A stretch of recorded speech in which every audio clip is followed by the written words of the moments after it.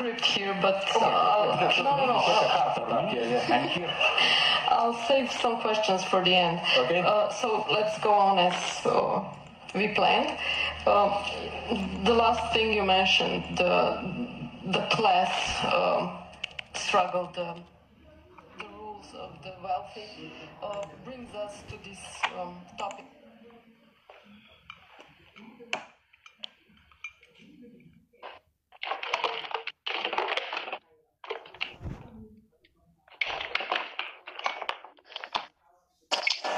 Wow, jadi begini live.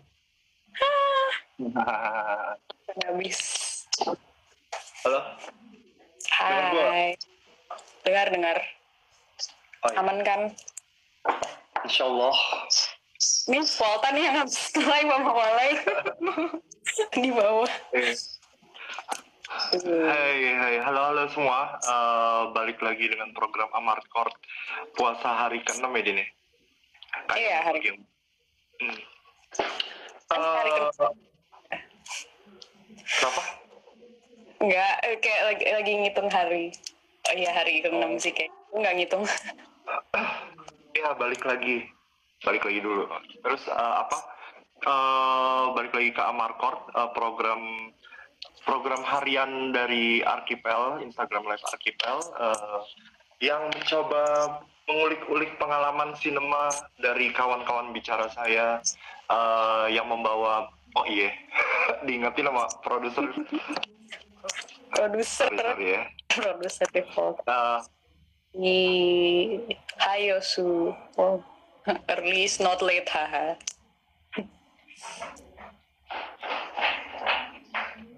Ya. Sorry.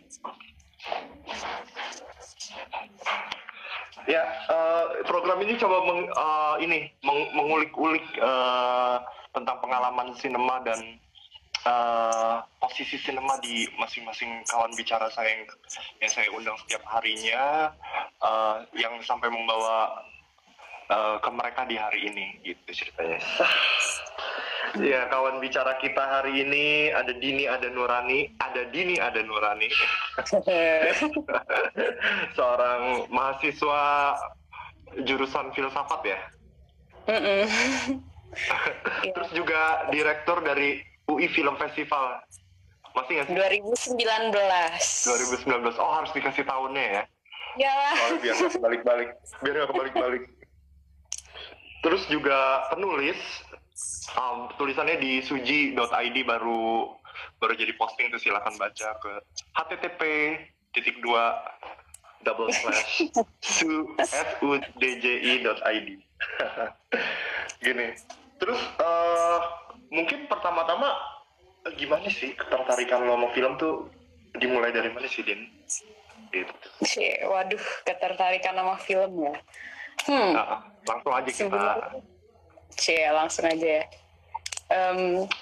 Mungkin ketertarikan dari film itu dulu waktu masih kecil ya, gue nonton film cuman nonton sebagai hiburan aja ya, cuman cukup sering. Gue nonton film tuh udah dari waktu itu kayak umur 1 tahunan deh kayaknya, gue udah dibawa. Gue nonton Petualangan Sherina. Umur 1 tahun? Iya, nggak tahu 1 tahun apa 2 tahun deh, pokoknya 2020. Terus abis itu kayak di bioskopnya orang-orang tuh kan pada nonton gitu kan, terus si Sherina bilang Sadam, terus gue ikut teriak Sadam, terus orang-orang pada ketawa. Itu di dalam bioskop. Iya, katanya nyokap gue sih gitu. Gue kan tidak mengalami, tidak menyadari akan pengalaman itu, jadi kayak gue percaya aja. Tapi terus gue suka, ya maksudnya SD gue banyak nonton film kayak selain mengulang-ulang Sherina, gue dulu suka banget film ini Children of Heaven. Alfonso Cuarón. Salah ya, Majid Majidi. Iya, Majid Majidi. Itu kayak film masa kecil. Terus ya gue suka Harry Potter, terus habis itu nonton Harry Potter, terus kayak tapi mulai yang benar-benar tertarik itu sih pas Pas waktu itu ikutan ekskul sinematografi sih pas SMA. Itu kayak sebenarnya kan masih gue sebelumnya kayak gue masih kayak nonton hahaha aja. Terus pas milih ekskul karena adanya itu gue nggak bisa olahraga, nggak bisa nari-narian, jadi kayak ya udah ikut sinematografi apa nih gitu. Terus kayaknya seru juga ya. Iya, gue dulu SMA di Teresia atau Asti Tere. Mungkin kayak kenapa tertariknya mungkin karena dari kecil gue suka nulis kan, kayak suka bikin cerita gitu. Terus mungkin kayak ketika ikut sinematografi kayak wah sama nih sebenarnya kayak kita ya nulis, cuman kita berceritanya pakai gambar gitu storytellingnya dan lebih kolaboratif. Jadi gue pikir kayak oh kalau gue bikin film nih kayak kalau rame-rame bisa selesai nih. Gue nulis nggak pernah selesai soalnya. Tapi banyak kayaknya udah dipublish. Iya, seiring dengan waktu. Terus? Terus ya kayak mulai ngulik kayak datang ke festival dulu, datang ke 21 Film Festival. Terus tahu maksudnya kayak nyadar kalau mungkin dulu kayak pas awal-awal nonton film tuh maksudnya pas nonton film, pas bikin film mungkin referensinya tuh masih kayak ngeliat ada apa aja, oh ada ini Tarantino, David Fincher gitu-gitu. Oh iya Joko Anwar nanti. Terus habis itu kayak nyadar film Indonesia tuh kayak ternyata banyak gitu yang zaman dulu yang gue belum sempet nonton. Terus ya udah gue datang ke kayak 21 Film Festival, terus ke Kineforum juga dulu nonton Babi Buta yang Ingin Terbang. Oke. Terus iya gue kayak baru tahu Joko Anwar tuh kayak wow ternyata ada loh yang kayak Joko Anwar. Itu sangat tuh SMA sih. Gue dulu waktu dulu ada Hari Film Nasional pas kapan ya tuh tahun 2000 16 14 atau 15 gitu. Itu tuh yang Hari Film Nasional yang pokoknya film-film Indonesia tuh ditayangin di bioskop dan itu buy one get one gitu tiketnya. Oke. Terus itu gue nonton Pintu Terlarang sama Modus Anomali. Terus itu gue bolos sekolah. Oh, rame-rame gitu. Sendiri, gue ngajak temen-temen gue nggak ada yang mau ikut. Mana nih biasanya nyokap lo ikutan ikutan nonton live. Kayak kita baru sahur jam 3:30. Oh, wah, oke. Biasanya. Nanti juga. Oh ya, terus. Lanjut. SMA tadi ya. Iya, SMA. Oh ini kita kronologis aja. Terus kenapa? Kayaknya kronologis ya, oke. Ya, kronologis. Boleh juga ngacak. Terus lanjut ke kuliah. Oh iya, terus kayak ya Europe on Screen gitu-gitulah, masuk festival kan. Terus habis itu kuliah ada lagi ekskul sinematografi dan kayak di tahap itu kan gue udah bikin film gitu kan. Terus kayak iya, jadi kayak wah kayaknya ya seru nih gini. Maksudnya kita lanjut aja terus ya bikin film, kayak wah jadi sutradara gini udah mikir. Terus ya maksudnya ikut ya workshopan. Terus ya di kuliah tuh ya maksudnya udah ngalamin produksi. Terus juga oh ya itu kan di kuliah di UI tuh UI.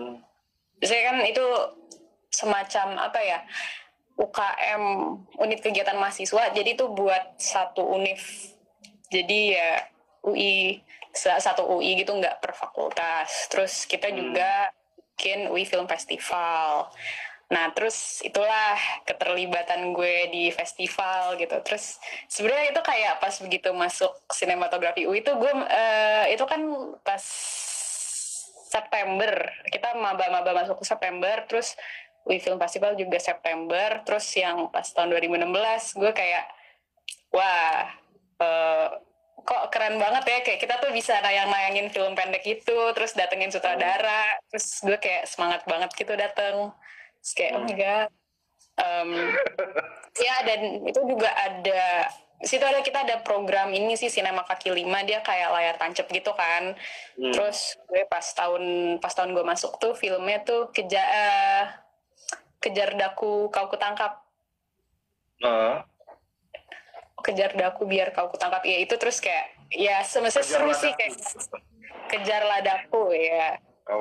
Terus si Deddy Miswar, terus tuh kayak ya seru banget gitu sih, dan gue jadi kayak excited pas tahun depannya gue terlibat lagi itu tahun 2017 gue kayaknya seru gitu. Dan maksudnya ternyata stres ya, ternyata kayak film festival terus kayak orang-orang tuh semua kayak yang datang tuh udah mah datang aja, tapi ternyata panitianya tuh kayak lari-lari gitu. Terus gue kan jadi kayak apa ya, gue lupa deh ngapain ya sebenarnya. Gue pas tahun pertama tuh jadi pokoknya gue event acara gitu deh, supaya kayak acaranya running sesuai dengan jadwal gitu, event promotion, kayak gue bagian promosi juga. Terus kayak aduh pada pusing. Terus habis itu ya udah sih gitu. Terus kayaknya yang buat maksudnya kayak baru nyadar perkomunitasan itu sih pas ini ke JAF 2017 kan ada forum komunitasnya. Terus kayak wah ternyata komunitas Jogja Sianetak Film Festival, terus kayak nyadar kok wah ternyata komunitas itu ada banyak, dan kita tuh nggak cuman kayak satu terus abis itu bikin film sendiri nayangin sendiri gitu, cuman kayak ada perjejaringannya gitu. Terus kayak wow ternyata besar ya.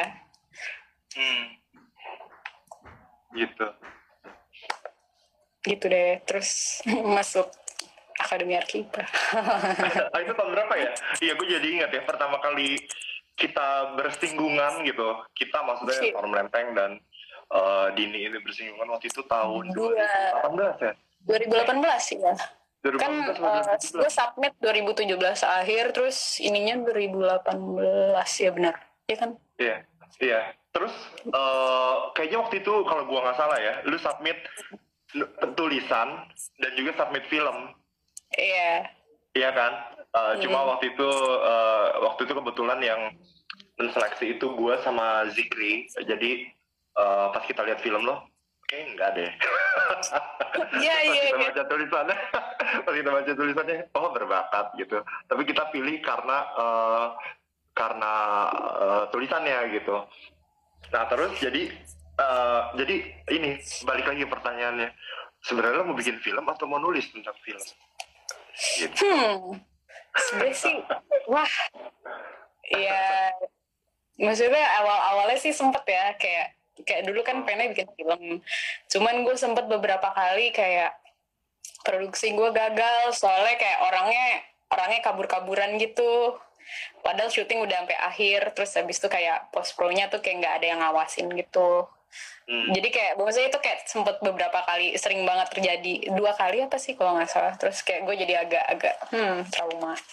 Cuman maksudnya nulis tuh lebih asik sih emang, kayak karena background gue di filsafat, terus gue jadi kayak lebih seneng ngebaca film sebagai teksnya itu. Tapi seru juga sih bikin film. Kayak gue dari pengalaman gue di aksi reaksi itu ya karena orang-orangnya cukup asik. Dan cukup ya. Jadi gak asik-asik banget ya. Iya. Saya kayak itu tergantung sama teman-teman bikin film lo sih sebenarnya, mau nggak mau ya. Kalau lebih asik kalau misalnya lo juga kalau film yang mungkin lo bisa bikin sendiri, terus kayak lo tahu bener gitu kayak visi lo kayak gimana, lo mampu syutingnya sebanyak apa gitu kan. Kayak banyak kan orang-orang yang kayak ya jalan-jalan terus mereka bikin aja gitu. Syuting sendiri, ngedit sendiri tuh kayak lebih oke deh. Cuman kayak sih sejauh ini gue lebih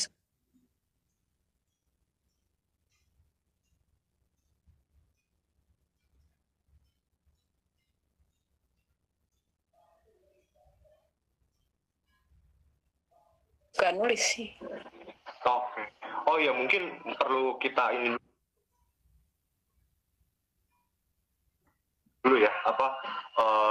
jelasin dikit itu Akademi Archipel itu apa sih? Biasanya itu adalah event tahunannya sebagai bagian dari, aduh ada iklan nih. Biasanya selalu ada jam segini nih. Pembangunan dinosaurusnya bagus sih, cuma sebentar ya. 1 menit lagi. 1 menit lagi.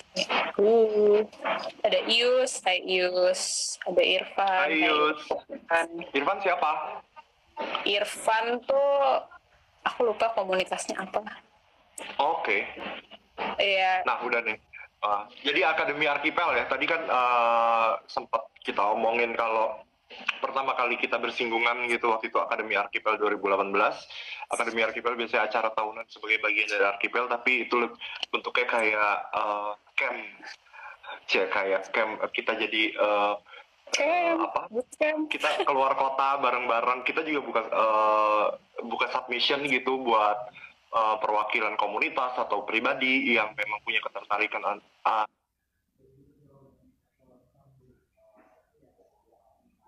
antara tentang filmmaking atau menulis tentang film, nulis kritik, nulis wacana atau apa gitu, atau membahas film.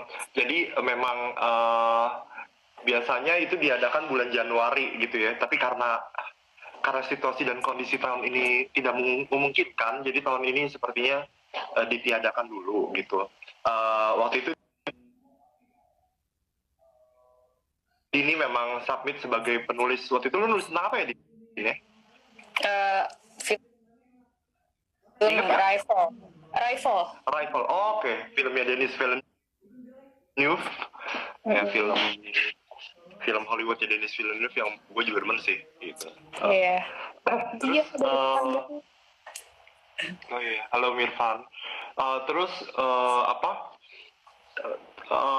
nah terus lu di sinematografi, terus dia tuh juga bagian dari UKM di UI namanya sinematografi UI gitu ya. Nah sinematografi UI ini mungkin gue kan cuma kenal sama lu sama Lutfan ya, atau siapa yang sekarang kerja di PFN. Iya, Imam. Imam ya, itu memang fokusnya produksi film ya? Kita produksi dan ini sih, dan eksibisi sih, makanya ada UI Film Festival. Oke.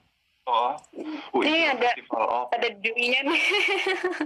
Ada siapa? Juri festival nih, Duha. Juri. Oh iya. Juri UI Film Festival. Oh iya bener. Tahun lalu ya.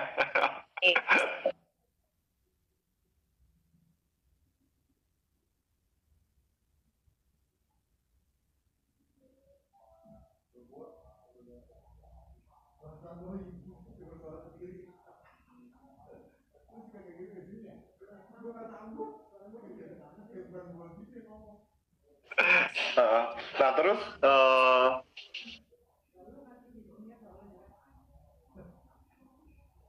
kalau apa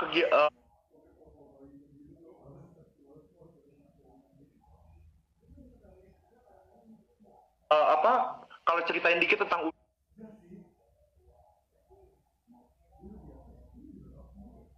UI Film Festival tuh fokusnya apa sih?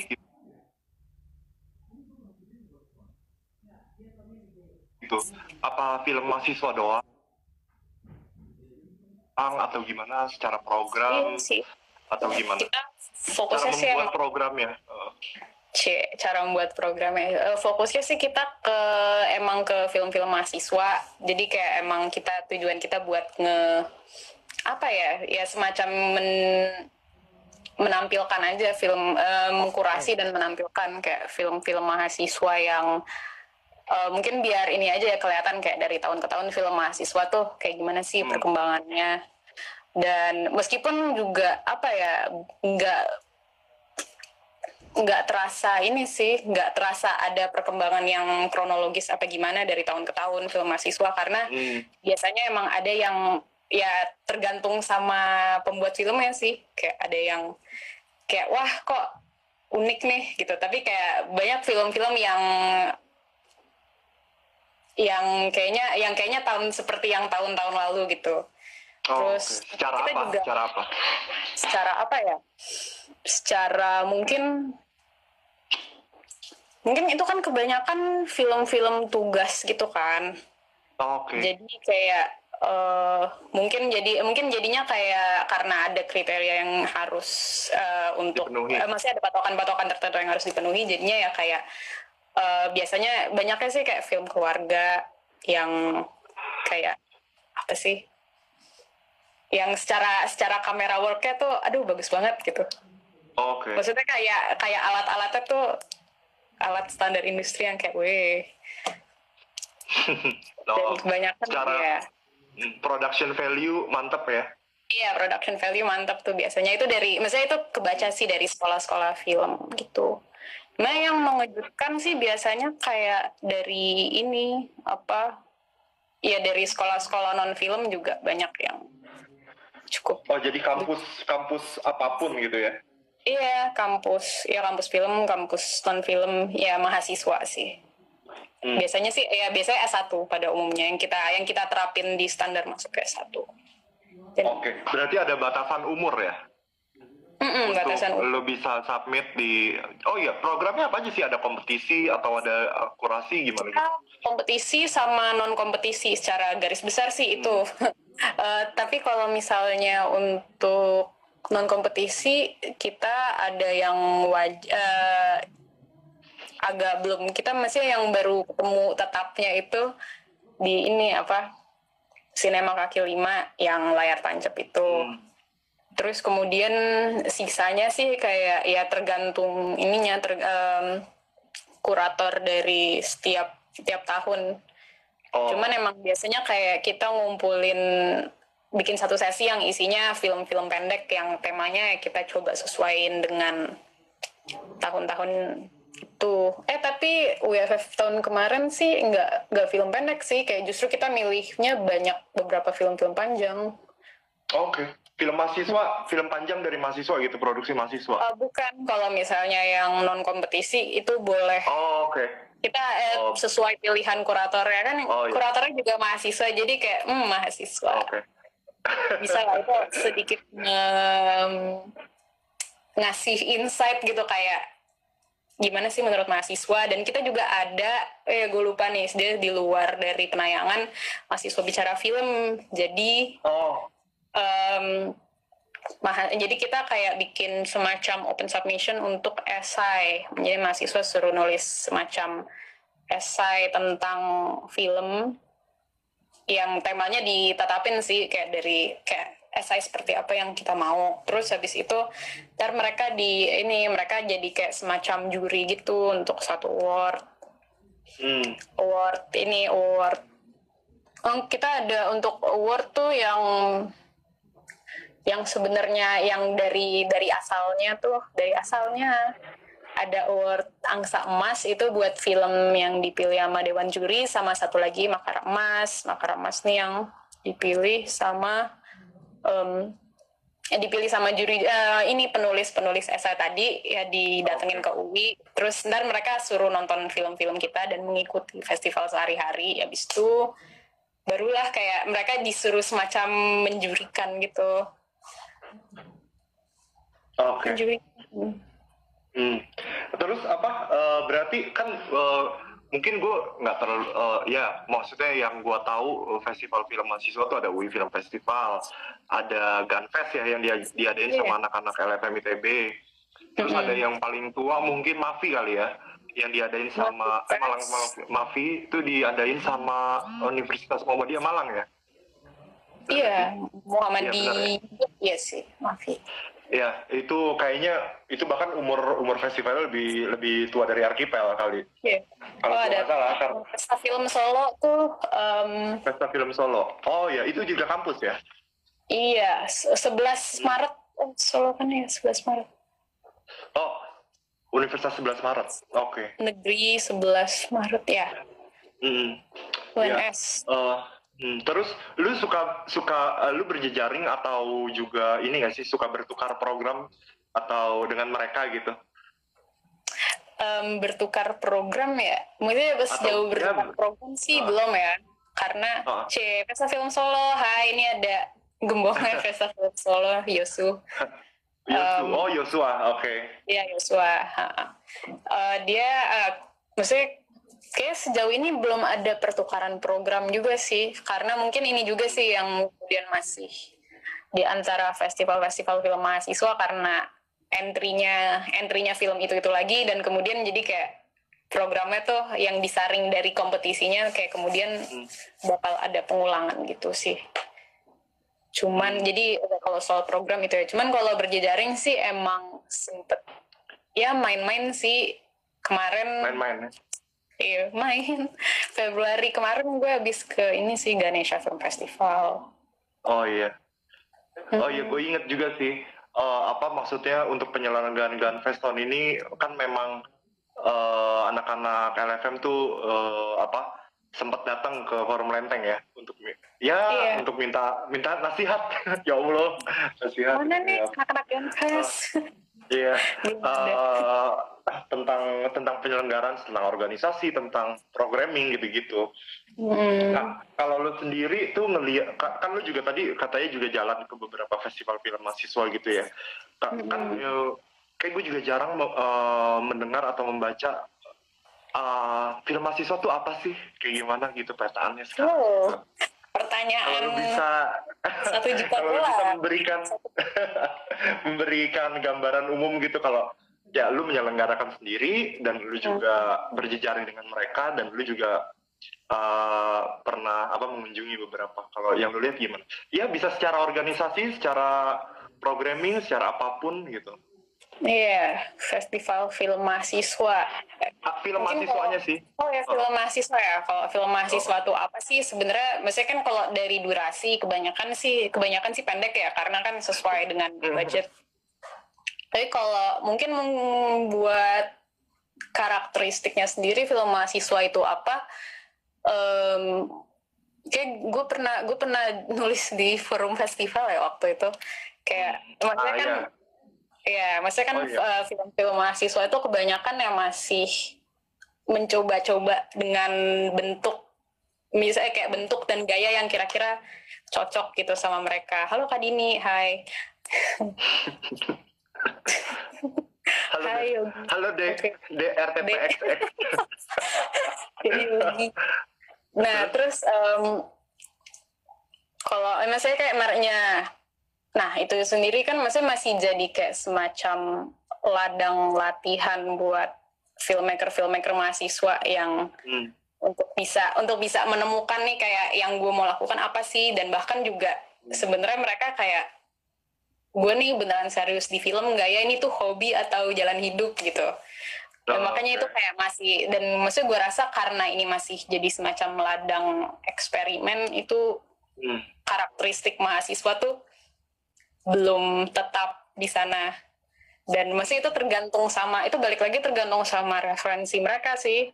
Makanya kayak kalau misalnya kita lihat banyak film-film yang misalnya kayak standar production value-nya standar industri, tapi ceritanya ternyata kayak ya 3 act aja, mungkin karena itu yang udah diajarkan kepada mereka. Tapi di sisi lain juga selalu ada kesempatan buat film mahasiswa kayak apa sih, rada-rada keluar jalur gitu loh. Apa ya? Ya bereksperimen, mungkin kayak iseng-iseng gitu. Kayak gue lihat film di Gunfest sih ini. Film Mamam judulnya.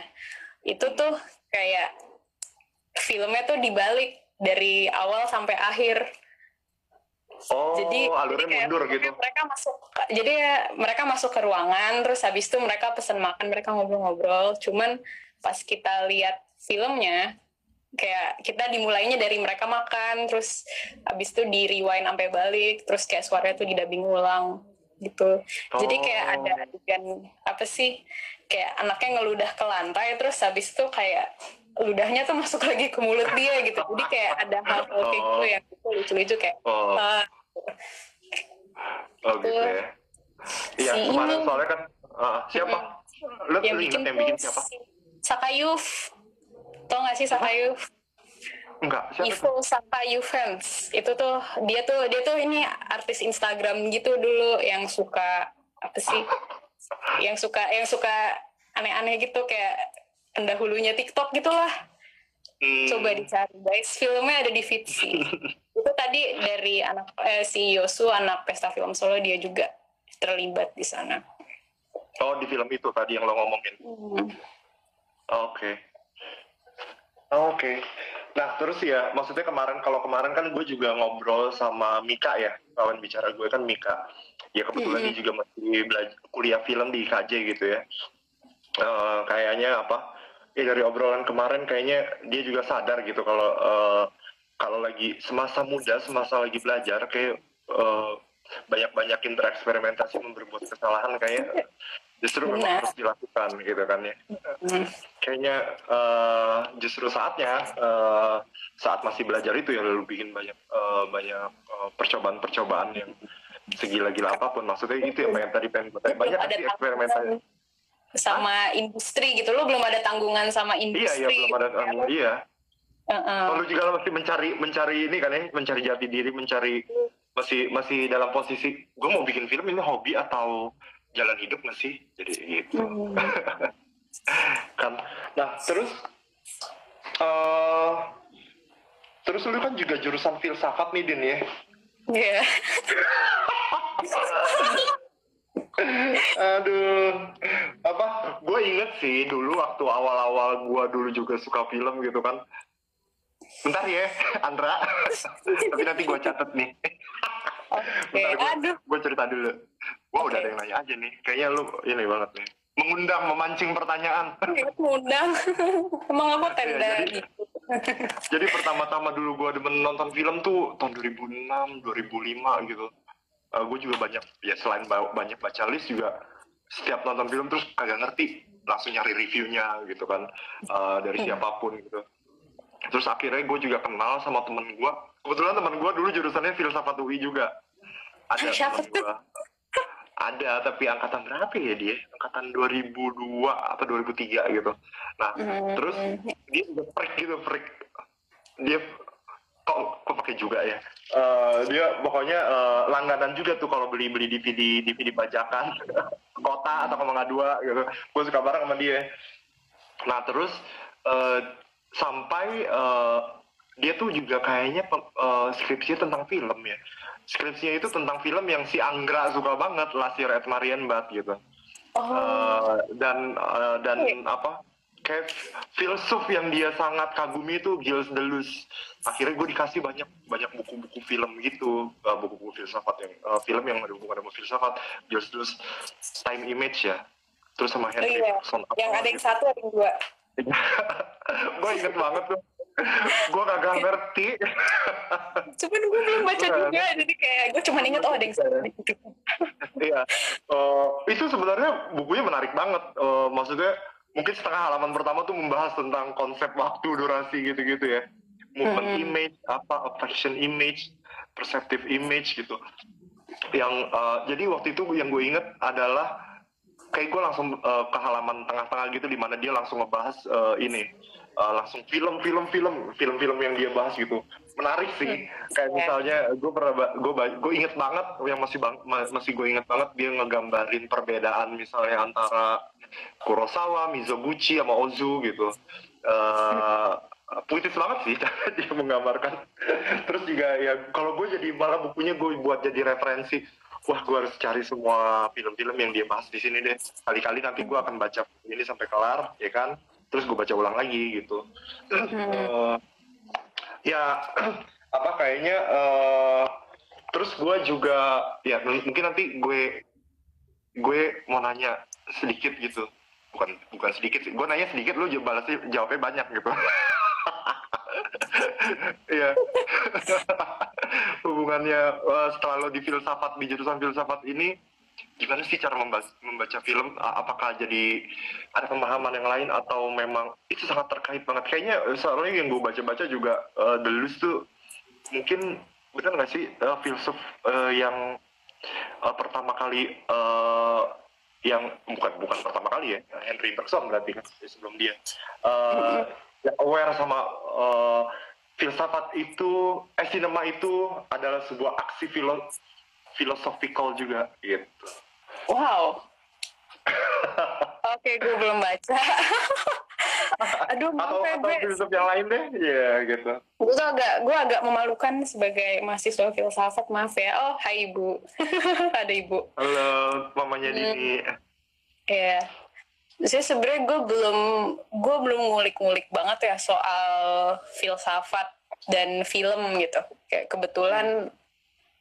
kebetulan sih gue misalnya sempet sih kayak gue baca-baca yang untuk skripsi gue Walter Benjamin gitu. Tapi pada akhirnya, dan gue sebenarnya pengen nyangkut-nyangkutin, cuman ternyata skripsi gue ya gue bahas filmnya sih, kan ada arsip luar Indonesia. Cuman akhirnya gue malah bahas isinya, bukan bahas mekanisme sinemanya gitu. Dan jadinya gue sebelum sempat ngulik-ngulik banget, padahal gue sangat berharap untuk bisa banyak mengulik. Tapi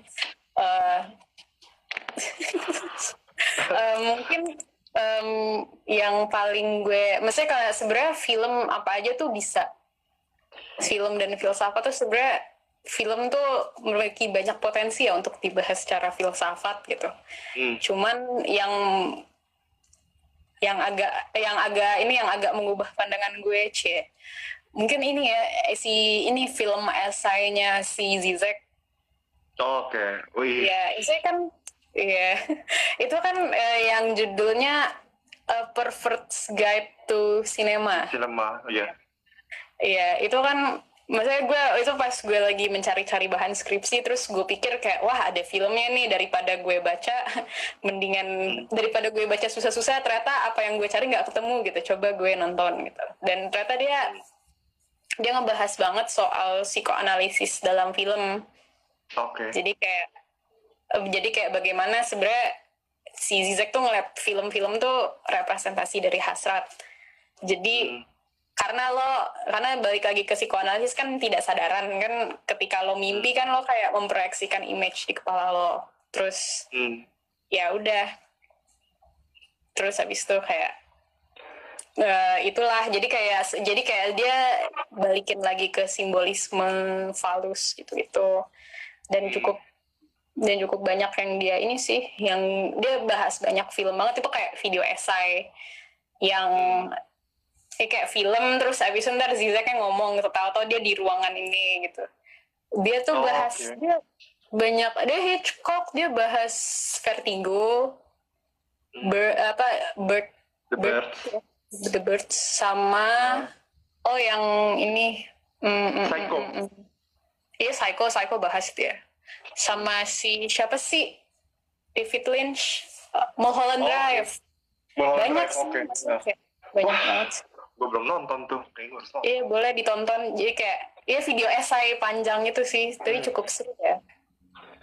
Iya, gue inget sih gue juga baru-baru ini nonton. Biasanya kan Criterion tuh suatu distributor DVD sama Blu-ray dari Amerika yang banyak merilis film-film yang penting buat sejarah sinema dunia gitu kan. Ya, mereka tuh suka kayak ngundang-ngundang baik aktor, sutradara, atau penulis, atau scholar gitu untuk datang ke gudang mereka. Terus mereka disuruh ambil 5 DVD atau Blu-ray yang lo pengen dan kenapa gitu. Apa nih bisa masuk situ bang? Ya lo berarti harus nulis buku kayak Zizek dulu juga. Atau bikin film yang lu dinotis sama Criterion gitu. Nah, terus gue ingat ada episodenya Zizek gitu, yang dia ambil tuh filmnya antara lain adalah ini City Lights Charlie Chaplin. Ya dia bilang pokoknya dia bilang pokoknya ini ada ultimate one of the greatest film of all time. Bahkan Chaplin sendiri di sini di New York di Radio City Music Hall pas lagi premier dia nangis. Gue nggak bisa ngomong apa lagi. Dia bilang kayak gitu. Terus dia kan selalu kalau ngomong itu sangat bersemangat ya gitu ya. Halo? Kenapa? Iya. Iya, bener gak? Iya, dengar. Gue ingat juga dia ngambil filmnya Ernst Lubitsch, judulnya Trouble in Paradise, dia bilang. Dan apa sih, ya gue ingat juga. Gue ingat juga, gue pernah lihat dia bilang, sebutin, ada yang nanya gitu, sebutin 5 film favorit lo. Terus dia nyebut Melancholia-nya Lars von Trier. Ditanya alasannya kenapa. karena itu tentang dunia kiamat dan itu bagus. Apa sih, dunia kiamat bagus, dunia kiamat gitu. Ih, gue suka banget melankolia. Ya, gue juga suka. Nah terus ya makanya dia waktu di film itu tuh apa yang First Guide to Cinema, dia ngomongin selain Hitchcock, David Lynch, tadi dia ngomongin apa lagi sih? Gue inget juga kayaknya gue pernah lihat ada excerptnya di YouTube gitu yang tentang Krzysztof Kieslowski gitu. Atau lo udah nonton belum sih filmnya? Kieslowski gue belum sih. Belum ya? Tapi sih sebenarnya itu intinya sih, kayak ya maksudnya premis utamanya bahwa film itu proyeksi dari hasrat lo, dan maksudnya itu cukup. Gue jadi ngelihat ini film apa, abis nonton itu kan gue nonton Night of the Hunter sama lo. Oke. Oh iya. Dan itu makanya kayak gue langsung mengingat kayak, oh ini tuh ada sosok bapak dan ibu gitu loh, yang kayak bapaknya tuh yang sangat, dia tuh jadi sesuatu yang sangat seram dan ditakuti gitu. Mungkin itu juga yang kenapa kayak dalam film-film tuh seringkali bapak tuh jadi sosok yang kayak absen, dan kadang-kadang tuh kayak itu, atau kayak ada usaha-usaha untuk merekonsiliasi hubungan sama bapak gitu sih. Oh iya, mungkin waktu ya, itu lu ikutan ya? Iya, gue ikutan. Waktu kita bikin jam cut, jadi di YouTube Journal Footage kita sebenarnya rencananya ada program namanya jam cut tentang review film, tapi baru satu nih. Tapi yang pertama dan satu itu tentang Night of the Hunter, filmnya Charles Laughton tahun 48 kalau gue nggak salah ya. Dan Dini ini yang salah satu yang mereview film itu dari perspektifnya dia. Kalau mau lihat reviewnya Dini tentang film itu di YouTube Jurnal. Nah, terus gue juga maksudnya gue juga tertarik nih, karena gue juga masih awam kayaknya untuk anaknya serius ya. Iya, kayaknya gue juga gue tertarik karena gue pernah baca dari kayak ada film dari Swedia judulnya Force Major gitu. Terus itu jadi rame, filmnya Ruben Östlund. Jadi film itu tentang yang adegannya terkenal banget tuh, ada keluarga lagi istilahnya bapak, anaknya dua gitu sama istrinya lagi liburan, ceritanya liburan di ski lodge, apa itu? Iya, ski. Pondok-pondok ski gitu deh, yang buat hotel ski gitu ya. Iya. Terus mereka lagi ngelihat gunung salju gitu, terus gunungnya pelan-pelan, oh indah ya gitu. Salju turun pelan-pelan, terus lama-lama kok itu salju kok kayak jadi gede gitu. Terus sampai akhirnya itu saljunya bener-bener longsor ke lodge mereka, ke restoran mereka, tempat mereka makan. Nah terus pas itu longsor, si bapaknya bukan nyelamatin anaknya sama istrinya, dia kabur, terus tapi nggak lupa ngambil handphonenya gitu. Nah terus setelah itu filmnya langsung misalnya banyak orang yang langsung menjudge atau menghakimi gitu. Terus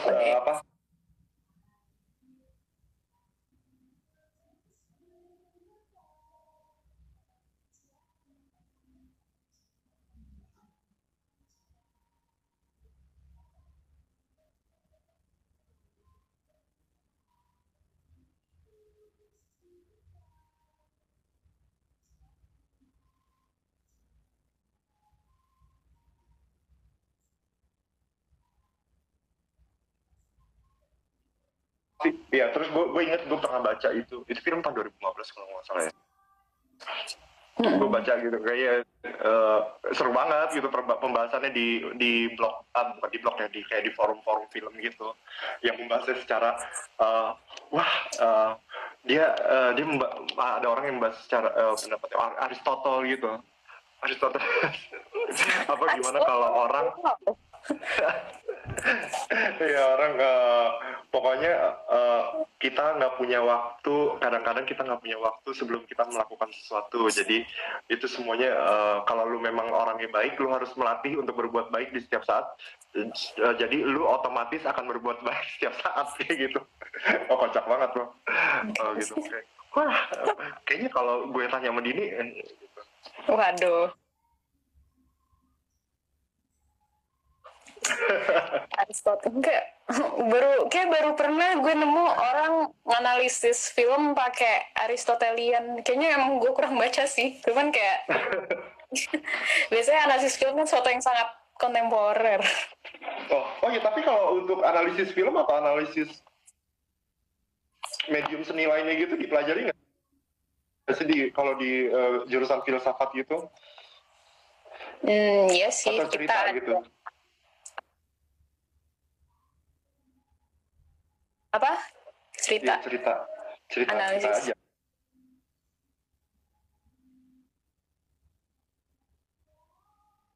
Ya. Atau ya gimana itu bisa menjadi pisau bedah lo waktu lo menulis tentang film gitu? Pisau Kan lu bedah. juga terlibat, ya, lu kan juga terlibat di kultur sinema ya, di program kultur sinema pameran sinemanya Archipel gitu. Iya. Tahun lalu gitu loh. Dan lu nulis juga ya kali-kali bisa membuka cakrawala kita gitu. Buka cakrawala. Sebenarnya apa ya kalau misalnya maksudnya yang kalau misalnya maksudnya sejauh ini gue belum, kan kalau misalnya di filsafat sendiri kita ada maksudnya filsafat seni sama mata kuliah filsafat seni sama estetika yang ya yang kayak ya emang bahas ya ada beberapa teori-teori sih, cuman gue sendiri kalau maksudnya selama gue membaca film itu sendiri kayak gue jarang pakai analisis yang buat film doang gitu. Biasanya gue selalu maksudnya kayak misalnya kultur sinema yang ini yang dunia wanita ini kultur sinema ya. Jadi tahun lalu kan pamerannya kultur sinema kan kita bahas tentang Gelora Indonesia, itu jadi semacam berita film Indonesia yang dia setelah konferensi meja bundar itu kayak Indonesia tuh ngeluarin film berita yang sebenarnya kayak ini Indonesia udah merdeka loh. Terus abis itu kayak film beritanya tuh modelannya kayak berita biasa, cuman yang 10 menitan gitu, cuman yang ngeluarin negara. Terus ya maksudnya itu jadi kayak kayak semacam mungkin ya agak bernada propaganda ya. Terus tapi kayak intinya pengen ngasih kabar kayak ini negara kita ini loh kemajuannya gitu-gitu. Dan terus kayak gue di situ kalau tahun lalu sih yang kemudian gue bawa ke tahun ini sebagai TA bahas tentang representasi perempuannya di sana. Jadi kayak gimana representasi perempuannya tuh kayak maksudnya karena negara yang merepresentasikan, jadi kalau dari bacaan gue sih ya cukup satu dimensi, kayak perempuan pasti maksudnya langsung ada, mereka dikasih kayak segmen sendiri dan asosiasinya tuh langsung ke kayak hal-hal kayak kebaya, masak-memasak, terus kemudian gitu-gitulah. Jadi sebenarnya kayak mungkin ya maksudnya arahannya langsung ke situ sih gue. Dan kemudian kalau gue hubungin sama teorinya si ini Julia Kristeva ini lebih kayak gimana sih maksudnya kayak ketika ada lo didefinisikan sama struktur yang tidak membiarkan lo berbicara gitu. Terus ya begitulah. Terus gimana nih? Ada pertanyaan? Oh iya, mungkin tadi ada yang nanya tuh si Andra ya. Tadi Andra nanya apa sih? Andra nanya. Aduh, di atas banget ya. Andra masih ada nggak ya? Andra. Dari Oh nih ada nih, gue nemu. Dari pengalaman lu sejauh ini, film apa yang menarik untuk dibaca dan ditulis teksnya? Oh, boleh. Aduh, menarik untuk dibaca dan ditulis teksnya. Masalahnya gue sudah lama tidak menulis tentang film nih. Aduh banget. Terakhir berarti tahun lalu dong? Apa? Berarti terakhir tahun lalu dong pas buat kultur sinema?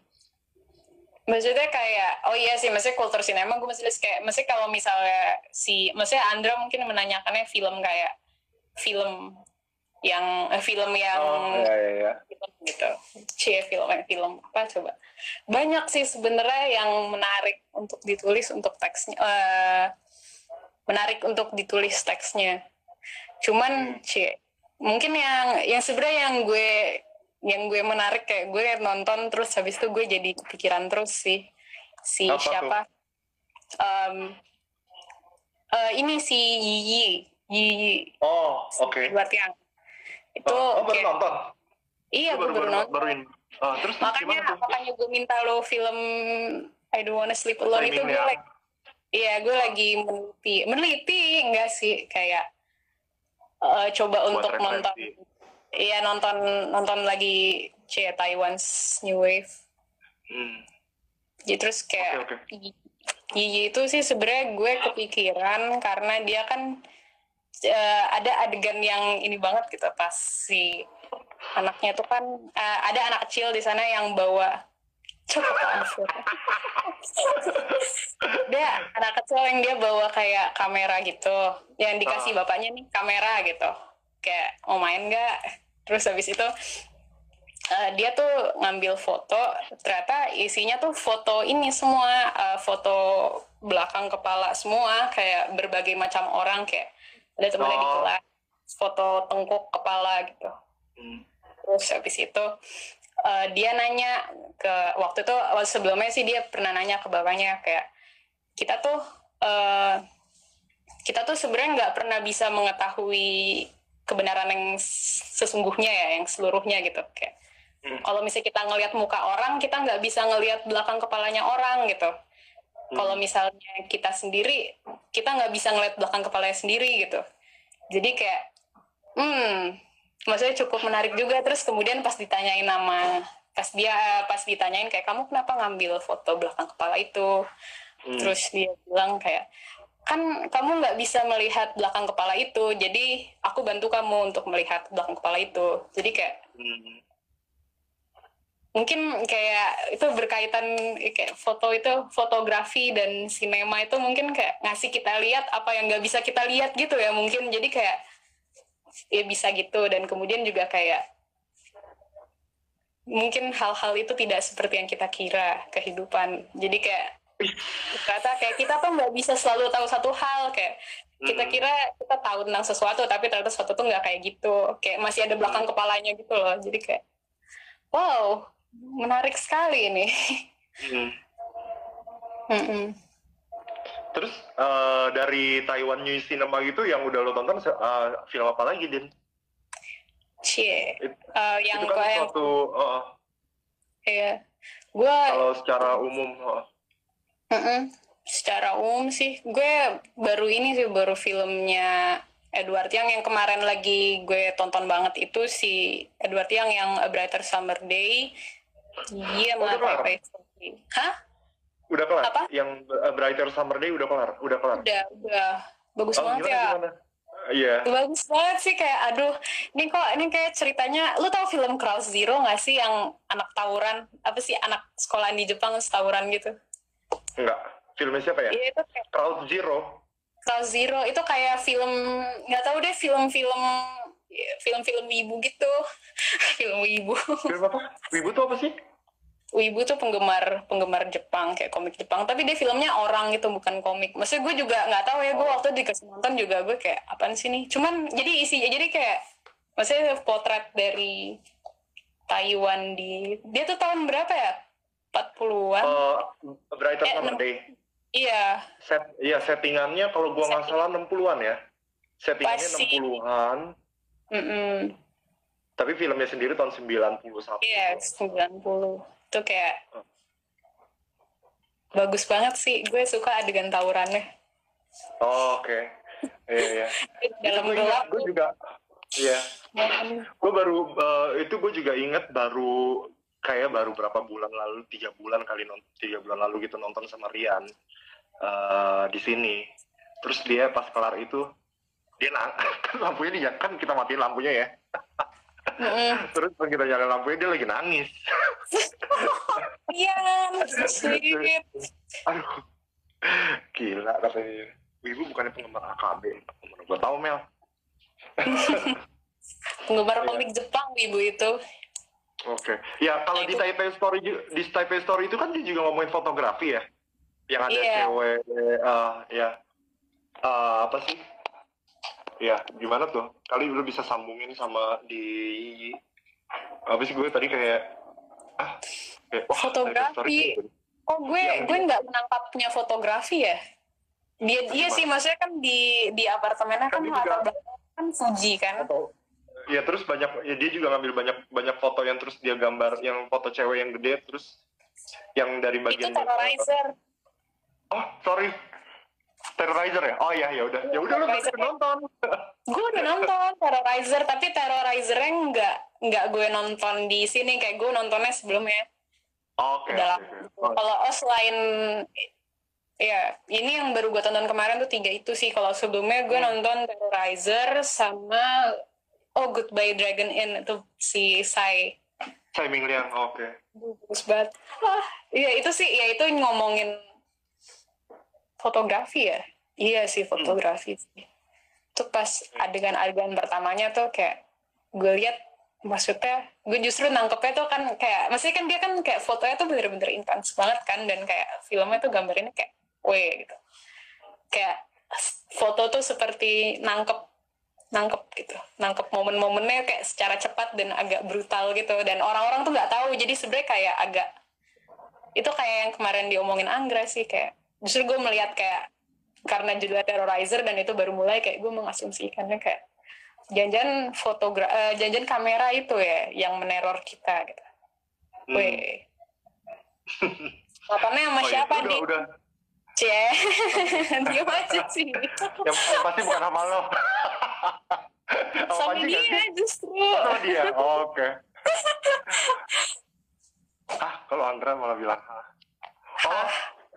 Anggra, pokoknya ngomongin tentang kayak lu ngomongin Peeping Tom juga deh. Oh itu gua, oh iya. Yang sama Anggra. Oke. 5 menit lagi. Iya, lu udah sahur belum? Belum. Oh ya udah, kita istirahat dulu kali ya 10 menit, lu ambil makanan. Sambil makan juga sih, kalau nanti kita mungkin kita bisa lanjutin nanti ngobrol tentang ketertarikan lo sama Taiwan New Wave Cinema itu ya. Boleh juga dipaparkan lagi. Gue nonton dikit. Ya nggak apa-apa.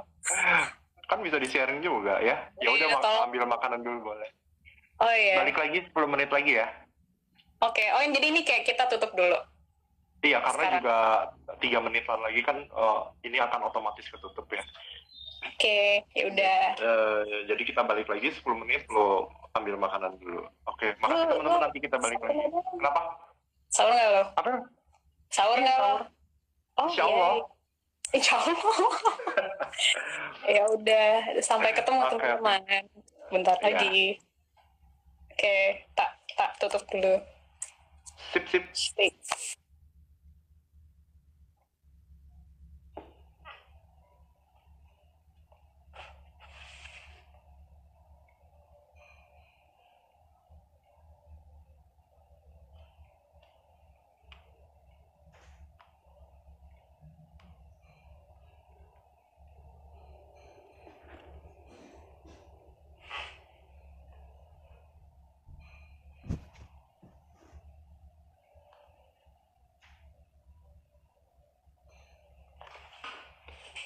Hello. Is it you that way? Anak UI Film Festival juga.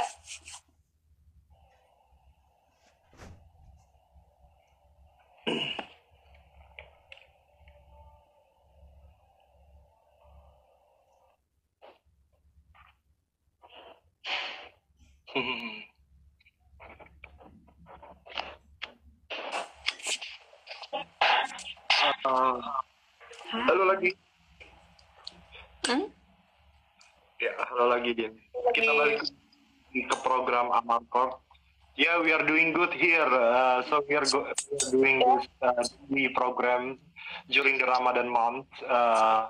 to interview people, my friends, about cinephilia. But but sorry, it's only in Indonesian. Yeah. Wih. Oh, Melissa might do translation. Translation. Ada Wicak, Hai Wicak, Ahmad Wicaksono. Dia ini anak UI Film Festival juga di bagian creative content and documentation. Weh. Okay. Hey. Very happy to see you in tech. Oke, mungkin kita lanjutin yang tadi kita tinggalkan sebelum kita jeda ya, tentang ketertarikan lo sama Taiwan new cinema, new wave cinema itu, yang mungkin bisa gua rangkum sedikit, yang muncul di tahun 80, mulai dari tahun 80-an, 90-an sampai tahun 2000-an ya. Yang pokoknya itu jadi suatu wacana yang wah diomongin banget deh di sinema dunia gitu. Ada sutradara-sutradaranya tuh kalau antara lainnya ada Hu Xiaoshen, ada Tsai Ming-liang, sama Edward Yang. Mungkin satu nama lagi yang paling populer sekarang jadinya si Ang Lee. Sekarang aktif membuat film di Hollywood. Ya kalau Hu Xiaoshen sendiri kan biasanya karakteristik film-film itu long take, terus kameranya geraknya tuh minimal banget gitu, dikit banget. Terus biasanya juga tentang sejarah Taiwan gitu, bagaimana sejarah dan itu ini merasuk dan efeknya punya affecting di kelompok kecil masyarakat, atau misalnya kayak pasangan atau satu keluarga kecil gitu. Nah mungkin dulu udah ada yang ditonton filmnya Hu Xiaoshen. Lalu ada Edward Yang tadi lo tonton, biasanya ngomongin tentang benturan-benturan atau konflik antara nilai-nilai modern dan tradisional. Gitu.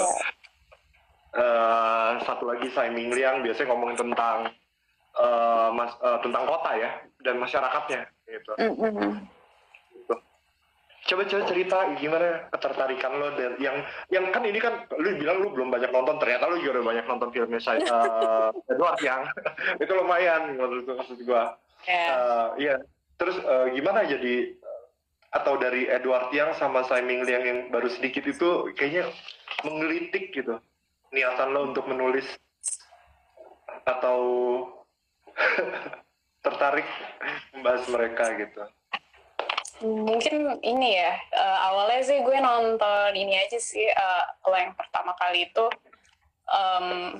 dulu Goodbye Dragon Inn, dan itu maksudnya ya benar-benar itu kan ini kan ya, maksudnya kayak ya nggak banyak plot yang terjadi di sana, cuman bioskop tua di hari terakhirnya yang bahkan kayak gue baru tahu itu hari terakhir, kayak oh kok tutup gitu, terus kayak gitu.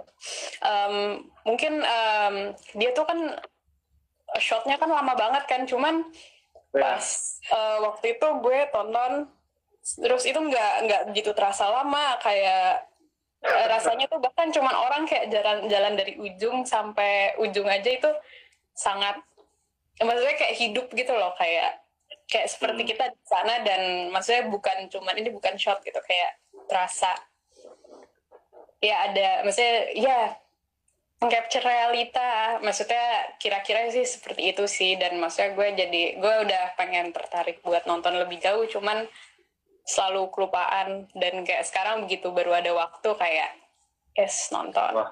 Dan apa ya, mungkin yang kemudian lebih jauh bikin tertariknya itu ya itunya sih, kayak gue penasaran sama ya gimana cara realitas itu di capture.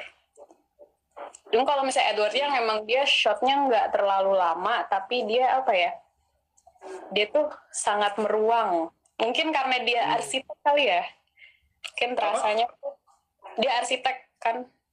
Oh dia ini programmer IT. Tapi dia bukannya kayak ada arsitek apa sih, kuliah arsitek gitu ya? Nggak? Nah, Bener nggak sih? kalau itu mungkin gue nggak tahu ya. Tapi yang gue pernah baca itu dia itu programmer komputer. Dia kuliah di Amerika gitu. Terus dia itu nonton filmnya Werner Herzog yang Aguirre The Wrath of Gods, The Wrath of Gods. Itu film yang membuat dia pengen bikin film gitu. Jadi ya waktu itu sih mungkin nanti ini menarik juga sih gue bahas misalnya nanti gue mengundang kawan bicara gue Afrian Purnama gitu karena dia wah ya dia sangat suka sama film-film Edward yang gitu. Ya, ya menurut dia kayaknya dia salah satu bikin film tentang masyarakat urban itu salah satu yang terbaik gitu kan. Iya, masyarakat urban. Iya, ngomongin ruang manusia gitu di rumah gitu kan. Kalau lu ngelihat filmnya Terrorizer ya, yang dia pakai ruang banget yang untuk montasenya tuh kayak yang sini nyala lampunya, yang sini mati. Terus kalau perpindahannya gitu, dia pindahin lampu aja gitu. Gue inget banget shot itu. Keren banget sih. Terus yang Husia udah nonton? Ada yang nonton, Din? Itu Taipei Story. Iya. Terrorizer bukan gitu juga, Ji. Gue lupa deh Terrorizer. Pokoknya yang gue ingat adegan terakhir ya. Yang fotonya terbang tertiup angin. Wah, itu dahsyat sih. Kalau gue baru nonton 2, maksudnya sutradaranya baru 2 itu sih yang gue nonton. Ya, nanti gue kasih film-film Xiao. Iya, masih macet tuh transfernya. Kagak kirim, akhirnya gue batalin. Wadaw. Maksudnya tadi gue tinggal 2 jam gitu, nggak ke upload gitu.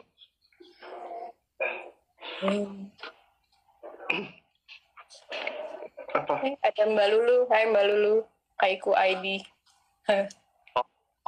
Oke, terus kalau apa? Halo, kok kayak muter-muter gitu? Enggak. Jelas ya? Jelas. Nah ya, jadi selama lagi di rumah aja nih gara-gara karena pandemi COVID ini lu menjadi banyak nonton film nih? Enggak juga sih, mungkin lebih banyak dari sebelumnya ya. Karena maksudnya tetap karena gue tuntutan utama gue kan mengerjakan TA. Oh iya. Iya. Yang tadi lo bilang tentang Gelora Indonesia itu ya? TA itu Undang Perempuan itu. Apa lagi ada lagi yang ditemukan baru gitu? Gue nonton ini. Setelah apa? Kan lagi ada Visions Do Real yang festival online. Yeah. Gue nonton dikit sih. Lumayan seru. Ada satu film yang terakhir gue tonton tuh judulnya Sone. Itu kayak Sone, maksudnya itu sutradara namanya Daniel Kemeny, pakai Y gitu. Oke. Film dari mana itu? Ya. Tunggu, gue lupa deh, kalau nggak salah dia dari Italia deh. Bentar, tak cek dulu. Yang pokoknya dia ngebahas, dia tuh kayak di dalam film itu dia kembali ke desanya. Itu dokumenter. Dia balik ke desanya. Terus habis itu desanya tuh bagus banget yang kayak seperti desa-desa di Italia yang apa sih yang jalannya kecil terus undak-undak gitu. Ya, berundak-undak. Udah mau subuh ya. Masih makan. Bentar ya. Iya. Diingatkan bahwa sudah mau subuh. Bentar. Dan maksudnya itu kayak dia nginget lagi kenangan dia di desa itu seperti apa.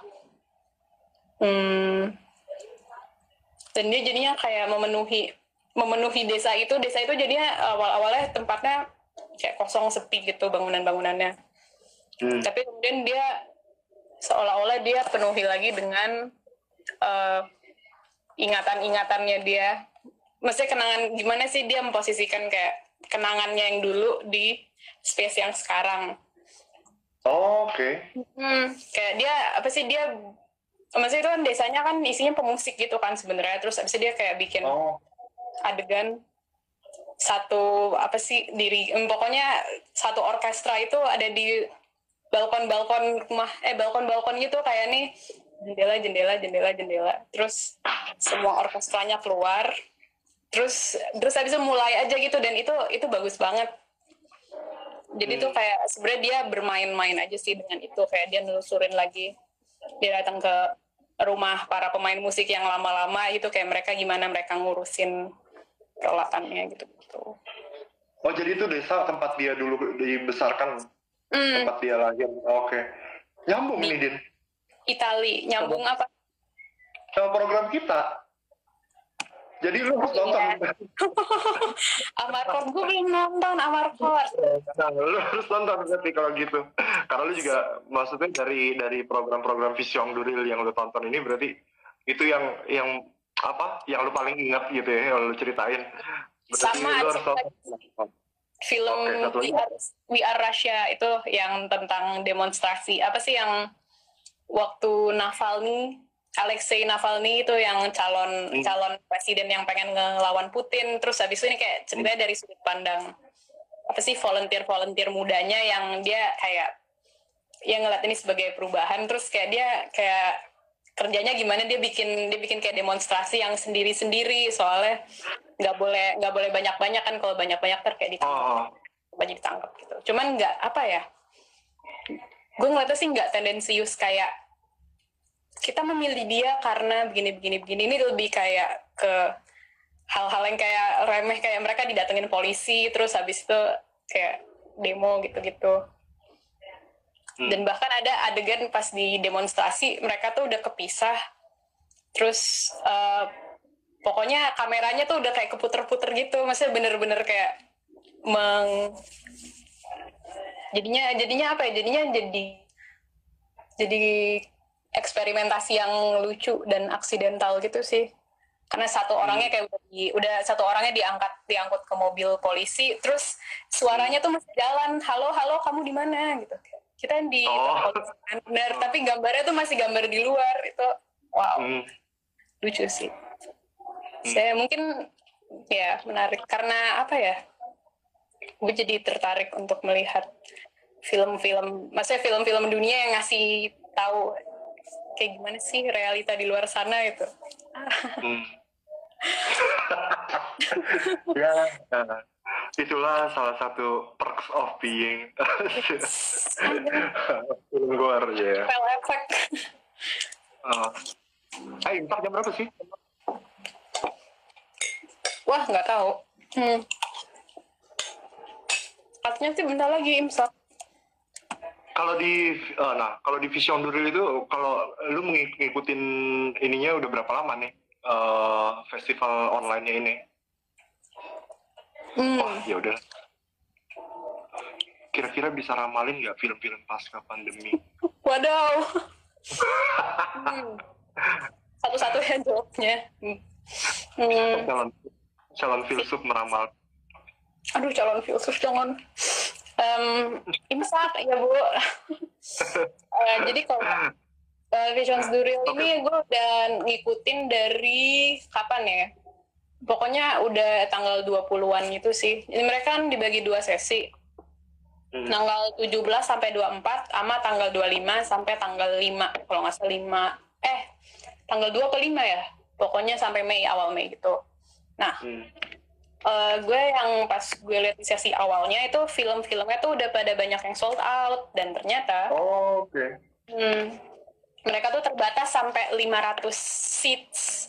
Ceritanya kayak kalau udah 500 orang yang booking, yang nonton, yang nge-booking itu udah sold out. Terus pas gue lihat gue bingung kok sold out ya, padahal pas awal-awal tanggal 17 gue udah kayak wah lucu nih, coba dicek. Oh ternyata bisa ya, dan gratis. Jadi ya udah, tapi gue baru sempat untuk akses lagi tanggal 20. Jadi kayak ya udah, tapi agak ini sih, maksudnya bingung gitu sih, karena banyak banget filmnya, bingung mau nonton dari mana. Jadi Nonton ya yang udah dari mana dan yang mana tanya gitu. aja, karena kalau mau nge-booking juga susah. Kita tidak tahu filmnya akan seperti apa, hanya dari deskripsi saja. Ya, Terus pertanyaannya Mbak Lulu, tadi apa, meramalkan film pasca pandemi. Kayaknya ini sih mungkin orang-orang akan, apa ya, mungkin bakal banyak yang terinspirasi sama kehidupan online mungkin ya. Kayak gimana sih, maksudnya di sini kan kayak platform-platform online tuh dimanfaatkan potensinya semaksimal mungkin gitu. Dia mulai dari ternyata toh bisa ada tweet yang bilang katanya ternyata semua meeting tuh benar-benar bisa jadi email gitu. Kalau dulu kayak benar-benar capek-capek ngumpul yang diomongin cuma dikit, terus sementara sekarang kita bisa maksimalkan apa yang harus kita kerjakan dari jarak jauh aja. Terus kemudian maksudnya sustainability kayak online, akses film online gitu-gitu kemungkinan ya semoga sih bisa lebih dipertimbangkan. Sama mungkin kayaknya bakal banyak film-film yang ngomongin tentang virus pandemi gitu ya, mungkin kayak film-film mahasiswa tuh bakal banyak yang berusaha untuk merekreasi momen ini kemungkinan deh, karena kan atau mungkin yang nanti setikanya kayak gini nih, yang live begini ya. Karena maksudnya ini juga kayaknya pertama kali gue ngobrol sama lu sepanjang ini tentang film ya, 1 jam lebih gitu. Ngobrol berdua tentang film gitu. Oke. Iya. Ya udah. Sih. Mungkin. Oke deh. Mungkin karena udah karena udah mau imsak juga ya. Masih mau dimakan. Kita akhiri sampai di sini. Tapi lu jangan lupa nonton Amarcord. Jadi lu biar bisa tahu. Iya, Vertical Cinema. Oh, ada udah ada film yang pakai Instagram Live deh dari Universitas. Oke. Pokoknya judulnya siaran langsung berakhir, karena terus kemudian kalau live-nya udah kelar judulnya kan ada tulisannya siaran langsung berakhir. Wah, itu lucu sih. Ceritanya itu di film festival. Itu di UI Film Festival, itu filmnya anak mana ya, langsung berakhir. Kalau nggak salah filmnya anak Esa Unggul. Yang itu ceritanya tentang seleb-tweet yang dia selebgram yang dia bikin live Instagram, tapi terus kameranya menangkap hal-hal yang terjadi saat dianya lagi nggak di kamera gitu. Maksudnya itu menarik banget sih, kayaknya bakal lebih banyak film kayak gitu sih ke Vertical Cinema. Ramalan. Prediksi. Memangnya saya Mama Laura.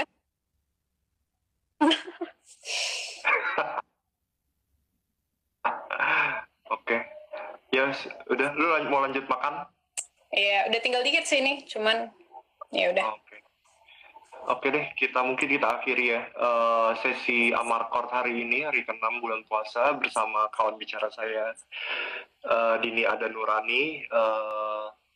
Besok kita kembali lagi ngobrol-ngobrol dengan kawan bicara saya yang lain tentang sinefilia. Besok sih sebenarnya tamunya ini Panji Mukadis, lo kenal nggak? Dari Info Screening. Panji Info Screening. Wih.